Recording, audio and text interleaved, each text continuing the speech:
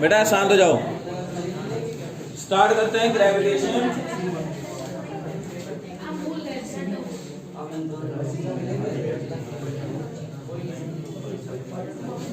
तो इस चैप्टर में क्या पढ़ेंगे?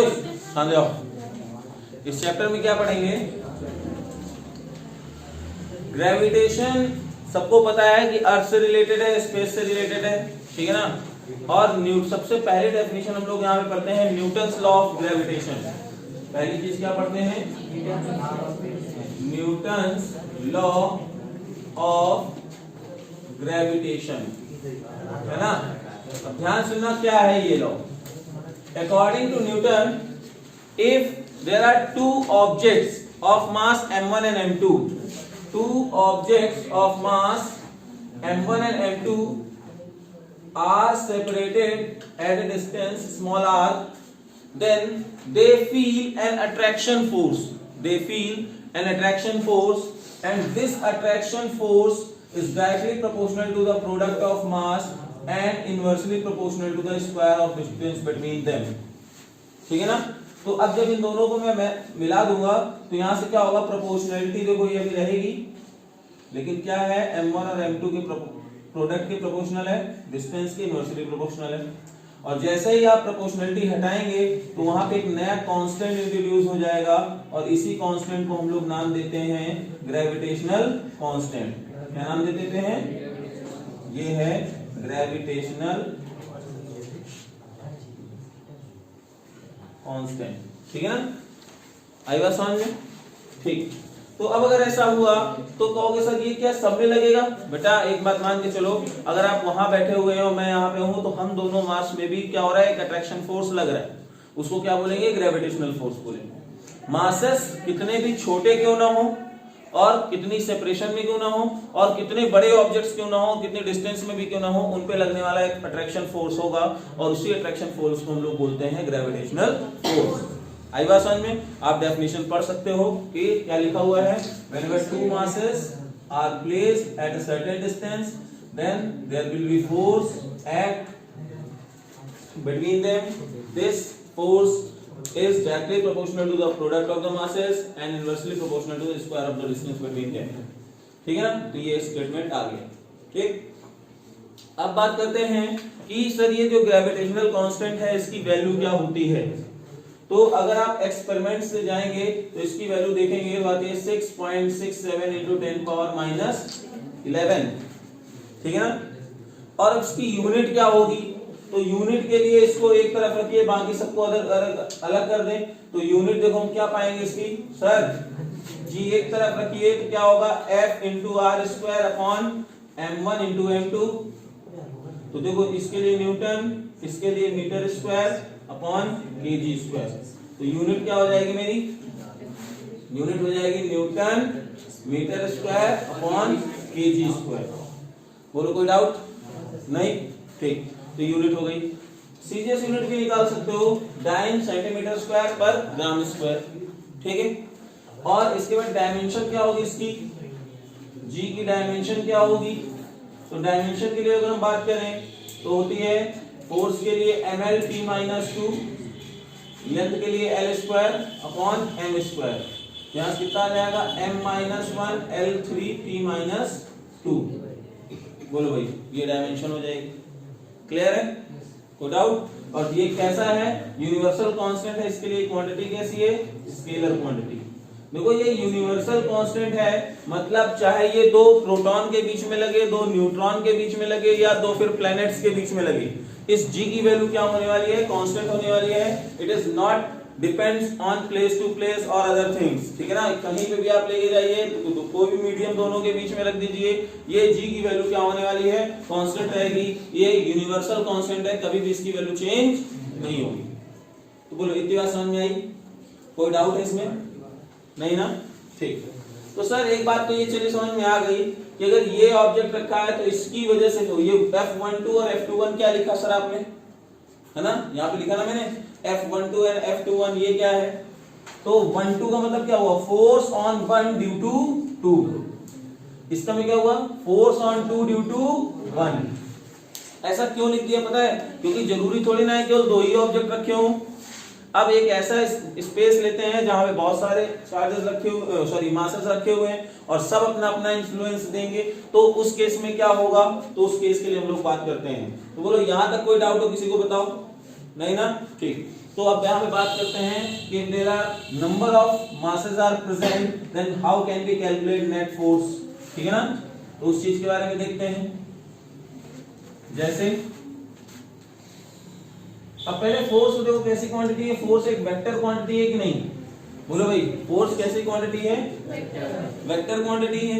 अभी तक हम लोग सिर्फ मैग्नीट्यूड की ही बात तो की है, डायरेक्शन की बात की है क्या, नहीं की। तो अगर तुमसे कोई पूछे न्यूटन लॉ ऑफ ग्रेविटेशन में वेक्टर फॉर्म में इसका क्या होगा, वेक्टर फॉर्म में कैसे डिनोट करेंगे हम लोग, तो उसके लिए वेक्टर फॉर्म जब कभी भी डिनोट करते हैं तो एक कोऑर्डिनेट एक्सिस बना लेते हैं।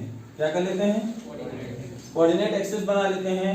ये पॉइंट है m1 और ये पॉइंट है, सपोज इसका पोजीशन वेक्टर है यहां से r1 और यहां से इसका पोजीशन वेक्टर है, बोलो है नहीं, ठीक है ना। इसको 1 कर देते हैं, इसको 2।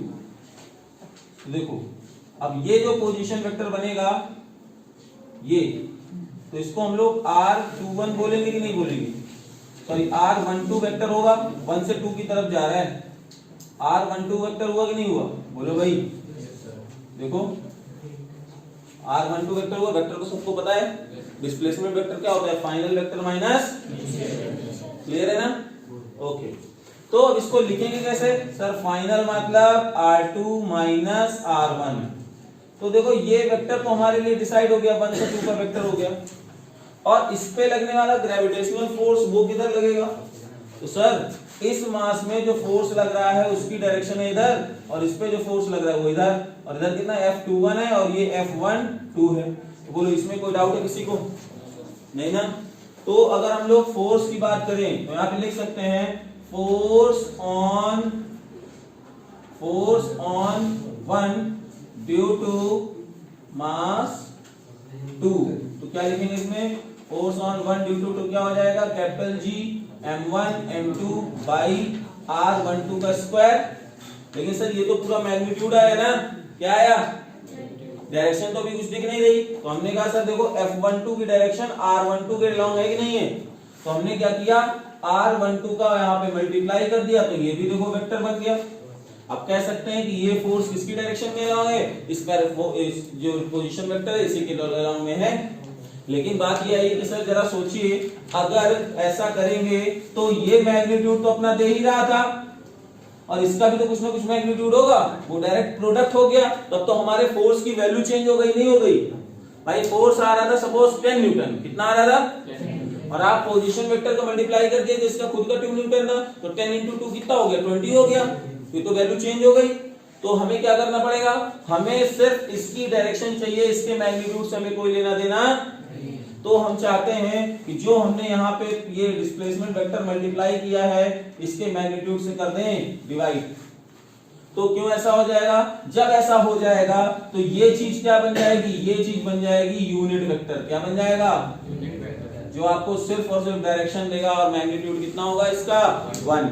क्या होगा, तो अब 1 वेक्टर का अगर मल्टीप्लाई करोगे तो मैग्नीट्यूड चेंज होने वाला है नहीं। तो फोर्स हमारा क्या हमसे क्या डिनोट हो जाएगा, F12 vector is equal to G m1 m2 upon r12 का क्यूब इनटू r12 वेक्टर। आप ये लिख सकते हो आराम से। आ रही बात समझ में, नहीं आ रही, किसी को कोई डाउट है इसमें, नहीं है। अगर आप ऐसा नहीं लिख सकते तो यूनिट वेक्टर के टर्म में एक बार वैसे भी लिख सकते हो, G m1 m2 upon r12 का स्क्वायर लिखिए, तो यहां पे फिर आप यूनिट वेक्टर का मल्टीप्लाई करिए, ना कि वेक्टर का। तो बोलो बात समझ में आई कि नहीं आई।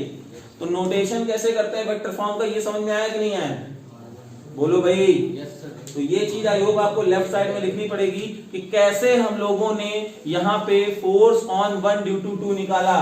तो यहाँ पे क्या लिखेंगे, ये फिगर बना हुआ है, सबको पता है, बना है कि नहीं बना है, ठीक है ना। जब बना है तो इधर की तरफ लगने वाला फोर्स है F12, तो हम लोग इसी के वेक्टर से करेंगे मल्टीप्लाई, और जैसे ही इसी के वेक्टर से मल्टीप्लाई किया तो मैग्नीट्यूड फोर्स का हो गया चेंज, तो ना चेंज हो इसीलिए हम चाहते हैं कि सर इसके मैग्नीट्यूड को ही हम इससे नीचे डिवाइड कर दें, तो हमारा फोर्स का मैग्नीट्यूड क्या रहेगा, कांस्टेंट बना रहेगा जितना होना चाहिए। बोलो बात समझ में आई कि नहीं आई, क्लियर है ना। तो अगर ऐसा हो गया तो हमने डिवाइड कर दिया, जैसे डिवाइड किया तो ये तो क्यूब बन गया, ये रिजल्टेंट आ गया। तो बोलो बात समझ में आई नहीं आई, कोई डाउट है इसमें, फिर से पूरा चलो फिर से देख लो एक बार। जब हम लोग दो पॉइंट मासेस लिए हुए हैं तो इनमें अट्रैक्शन फोर्स लगेगा नहीं लगेगा, 1 में 2 यूएस लग रहा है तो देखो 1 फोर्स ऑन 1 ड्यू टू 2 इधर, फोर्स ऑन 2 ड्यू टू 1 इधर, ये r1 वेक्टर है, ये r2 वेक्टर है, ये डिस्प्लेसमेंट वेक्टर है ना r12, तो हमेशा क्या लिखते हैं, final minus initial position vector लिखते हैं नहीं, तो r12 की वैल्यू क्या हो जाएगी, r2 vector minus r1 vector. Clear है, आगे बात समझ में, ठीक। तो जैसे ये आ गया तो हम लोग क्या देखते हैं, F12 किधर है, r12 की तरफ है ना, तो F12 को r12 वेक्टर हम लोगों ने जैसे ही लगाया तो वैसे ये एरो बन गया। बोलो बना कि नहीं बना। जैसे यहाँ पे वेक्टर को मल्टीप्लाई किया, जरा कुछ सोचो, जैसे ऐसा है, मान लो ये सिर्फ एक यूनिट वेक्टर था, कितना था, और आपको यहाँ पे ऐसा बनाना है वेक्टर बी, तो उसको क्या 3 टाइम्स ए लिख सकते हो कि नहीं लिख सकते हो, 1 2 3 4 4 तो वेक्टर बी क्या है, ए की तरफ ही तो है। तो सेम प्रोसेस है, हमें अगर किसी का सहारा लेना है तो उसी वेक्टर को हम लोगों ने मल्टीप्लाई कर दिया, लेकिन जब हमने मल्टीप्लाई किया उस वेक्टर का तो उसका मैग्नीट्यूड फोर्स के मैग्नीट्यूड में मल्टीप्लाई हो रहा था, तो हमारा फोर्स का ओवरऑल मैग्नीट्यूड चेंज हो रहा था कि नहीं हो रहा था। तो हम नहीं चाहते हैं कि वो फोर्स का मैग्नीट्यूड चेंज हो, इसलिए इस वेक्टर का सिर्फ और सिर्फ डायरेक्शन चाहिए, मैग्नीट्यूड नहीं चाहिए। तो इसका मतलब क्या लेना पड़ेगा, यूनिट वेक्टर लेना पड़ेगा। तो उसी मैग्नीट्यूड को आपने क्या कर दिया, डिवाइड कर दिया, तो जैसे डिवाइड किया तो ये तो नीचे क्यूब बन गया ना, और सिर्फ वेक्टर बचा।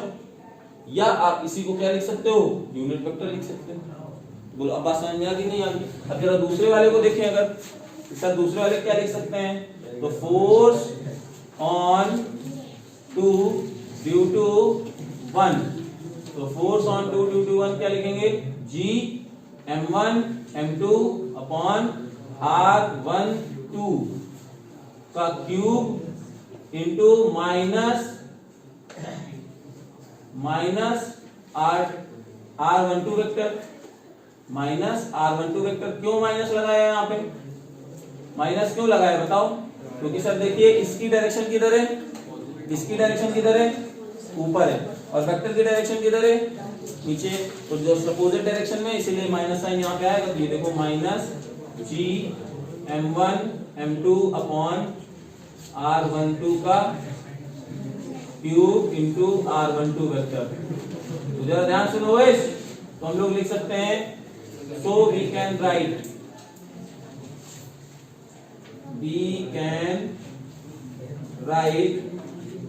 F12 vector equal to minus, तो यानी ये दोनों वेक्टर्स क्या हैं, ये दोनों वेक्टर्स क्या हैं, इक्वल वेक्टर्स तो हैं लेकिन डायरेक्शन अपोजिट है, तो ये नेगेटिव वेक्टर्स कहलाएंगे। क्या कहलाएंगे, क्या होता है नेगेटिव वेक्टर्स, जिनका मैग्नीट्यूड होता है सेम लेकिन डायरेक्शन होती है अपोजिट। बोल बात समझ में नहीं आई। हाँ दोनों में माइनस नहीं होगा, अगर दोनों में माइनस है तो आप, हाँ फर्क देखो फिर, अगर दोनों माइनस क्यों है, फर्क ये है क्योंकि आपने r12 दोनों में लिया हुआ है, आपने r12 दोनों में लिया हुआ है ना, हाँ तो उसने क्या कर दिया, उसने एक वेक्टर को ये कंसीडर कर लिया, इसलिए ऐसा हुआ है। तो आप इसको लेफ्ट साइड में नोट कर लो, लेफ्ट साइड में नोट कर लो, आपको समझ में आया कि नहीं आया, कोई डाउट है इसमें, जल्दी करो जल्दी करो, जल्दी करो, लेफ्ट साइड में जल्दी नोट करिए।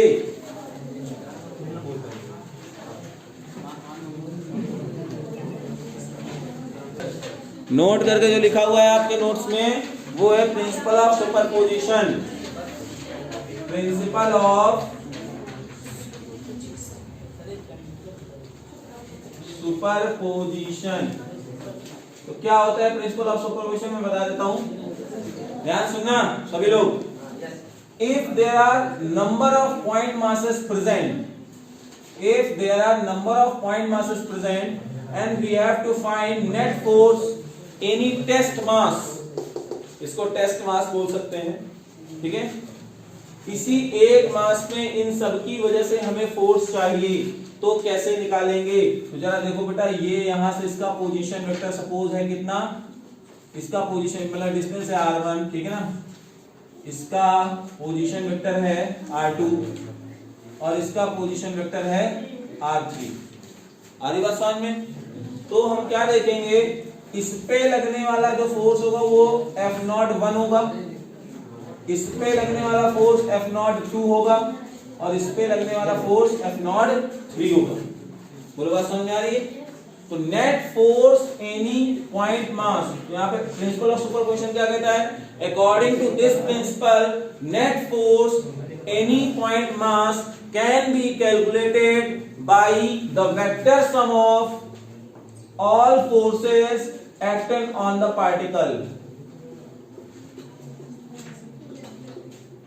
ये मतलब कि हर पॉइंट चार्ज की वजह से उस पे फोर्स लगेगा, पहली बात, और इसके जो फोर्स लगेगा इस पे, तो अदर चार्जेस के प्रेजेंट होने से कोई भी इफेक्ट नहीं पड़ेगा।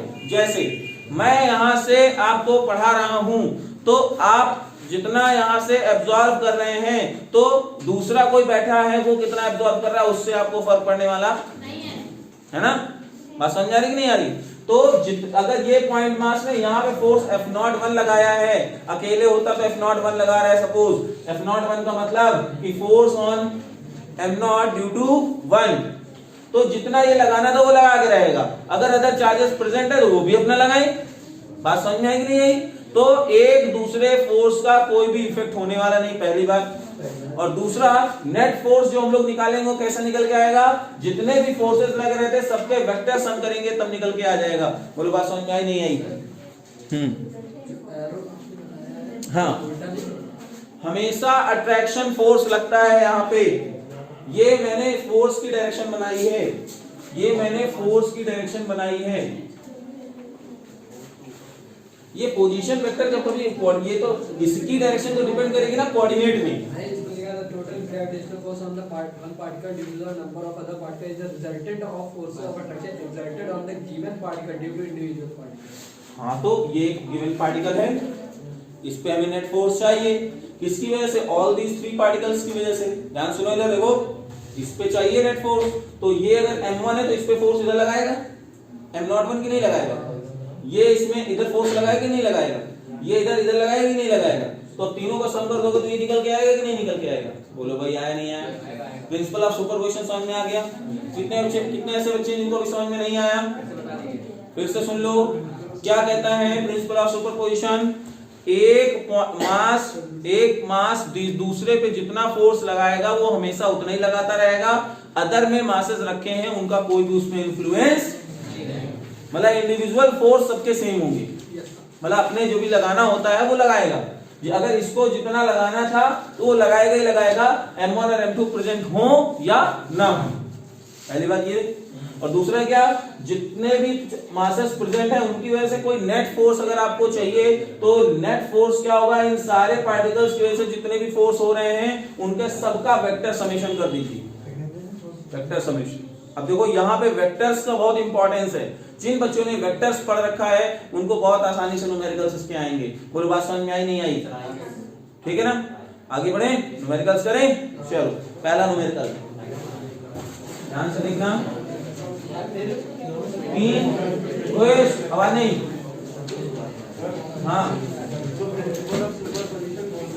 प्रिंसिपल ऑफ सुपरपोजिशन का कहने का मतलब होता है जितने भी वेक्टर इंडिविजुअल क्वांटिटीज डेवलप हो रही है उनका वेक्टर सम करके रिजल्टेंट निकाला जाता है, इसी को प्रिंसिपल ऑफ सुपरपोजिशन बोलते हैं। अब जैसे एम्पलीट्यूड होता, एम्पलीट्यूड डिस्प्लेसमेंट भी वेक्टर क्वांटिटी है, उसको हम लोग ऐड करते हैं वेक्टर क्वांटिटी को, निकल गया था। अरे वैसे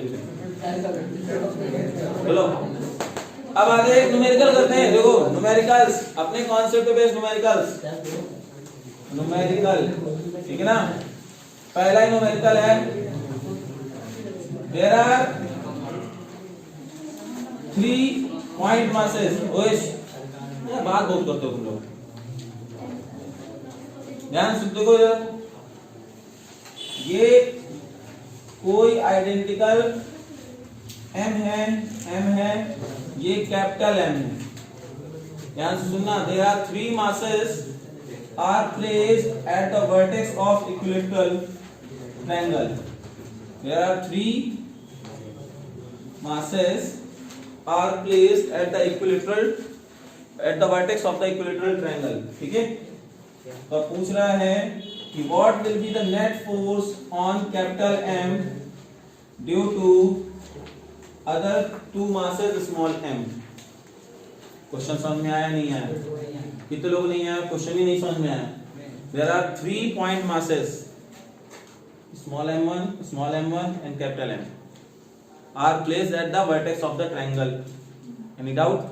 Having side small l. ठीक है? What will be net force on capital M mass? ये क्वेश्चन है। अब क्वेश्चन समझ में आया? एक करके बताता हूं, आप लोग दूसरा क्वेश्चन ट्राई कीजिए। ठीक, तो देखो इसको कैसे करेंगे सॉल्यूशन। देखो बेटा, आपने वेक्टर पढ़ रखा है ना, बोलो। तो ये स्मॉल m है, ये स्मॉल m है, ये कैपिटल M था। ठीक है, तो जरा सोचो बेटा, डिस्टेंस सेम है, मास सेम है, तो फोर्स भी लगने वाले क्या होंगे? सेम होंगे। तो जितना फोर्स इधर F लग रहा है उतना ही फोर्स इस पे इधर F लग रहा है। बोलो, लग रहा है नहीं लग रहा है? और इक्विलैटरल ट्रायंगल है, कैसे हैं? बोलो बेटा, यानी सब ये 60 डिग्री एंगल बना रहे हैं नहीं बना रहे? तो 2 वेक्टर्स हैं, दोनों के बीच में एंगल 60 डिग्री गिवन है, तो 2 वेक्टर्स का रिजल्टेंट का फॉर्मूला क्या होता है? रिजल्टेंट फोर्स चाहिए। तो F net is equal to क्या होगा? F1 vector plus F2 vector. तो 2 वेक्टर्स के बीच का formula a square plus b square plus 2ab cos 60। ठीक है, कितना आ जाएगा? f square 2f square cos 60 की वैल्यू कितनी होती है? 1/2। और f अकेले की वैल्यू कितनी होती?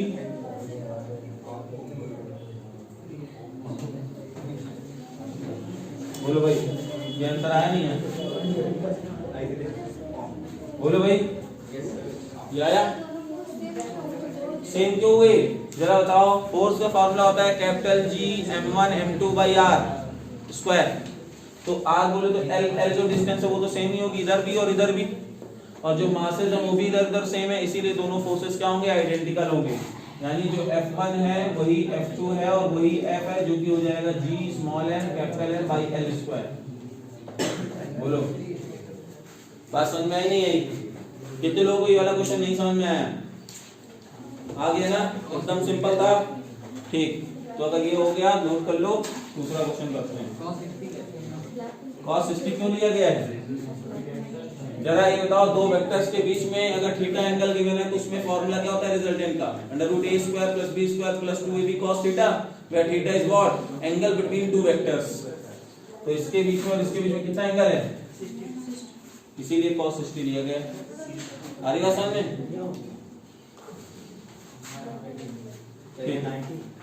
हाँ, 90 क्यों नहीं ली गई? अरे यार चलिए बताओ, एक वेक्टर ये दोनों के बीच में एंगल कितना गिवन है? चलो समझ लो। Question number 2।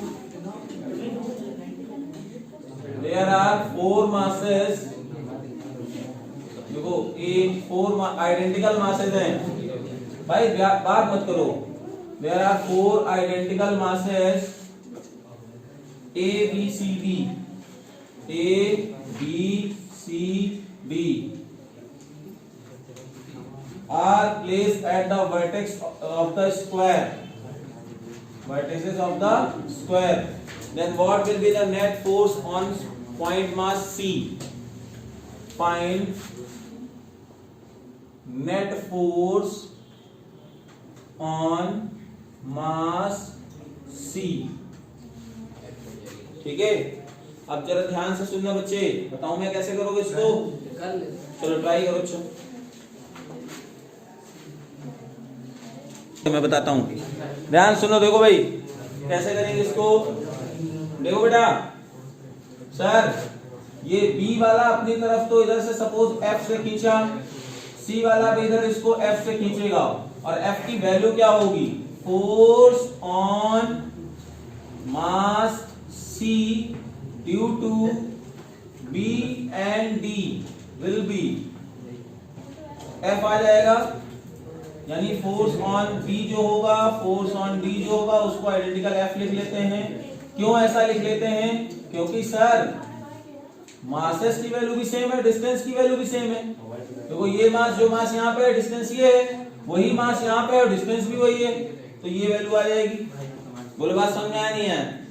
तो यानी कि इन दोनों पे लगने वाला फोर्स ये हो गया, और एक यहाँ पे ए की वजह से force on A, force on C due to A. अब डिस्टेंस देखो इसमें चेंज हो जाएगी, ये एल है, ये एल है, तो ये √2l हो जाएगा कि नहीं हो जाएगा?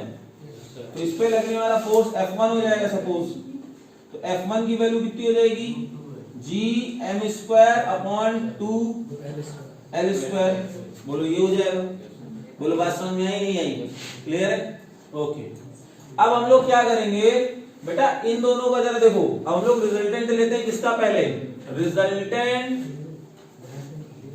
Resultant force of FB and FD।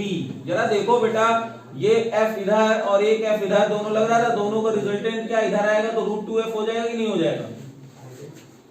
ये कहां से आया, एक F इधर है, ये F इधर है, बोलो यार, बोलो बात समझ आई?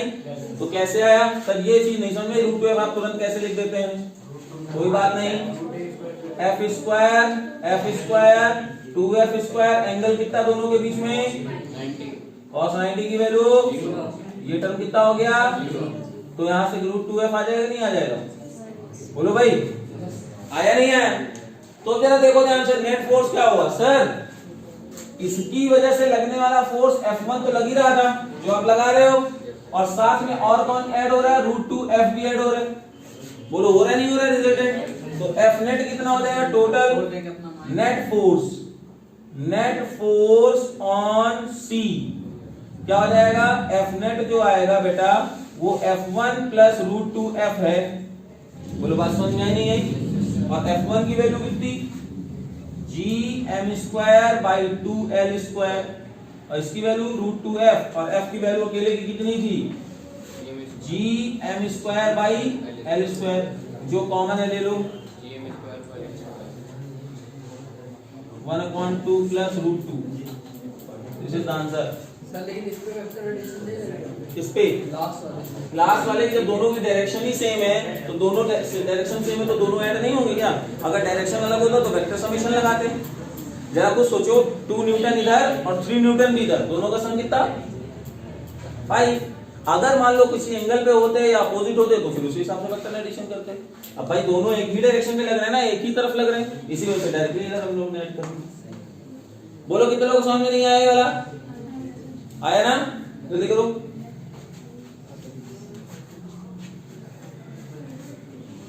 रिजल्टेंट बना लीजिए।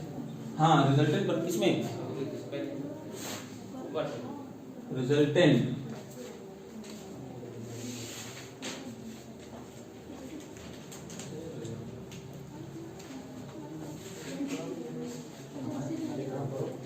फोर्स, ठीक है ना? अब आ जाएगा एक नेक्स्ट क्वेश्चन, और वेरी इंपॉर्टेंट क्वेश्चन, आपके एग्जाम में मिल भी सकता है।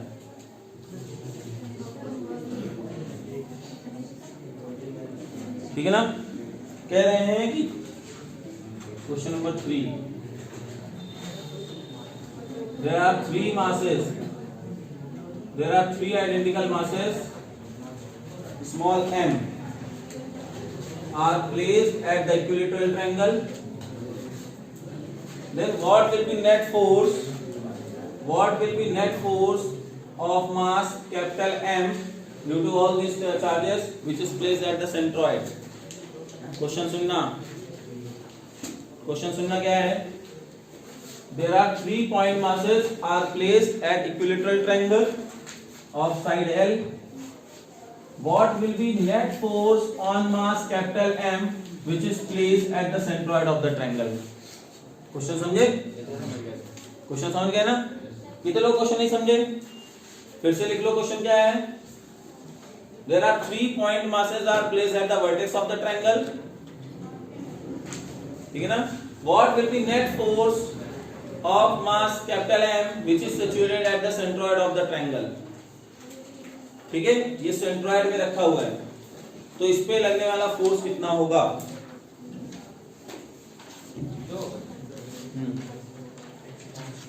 तो जरा ध्यान से सुनना.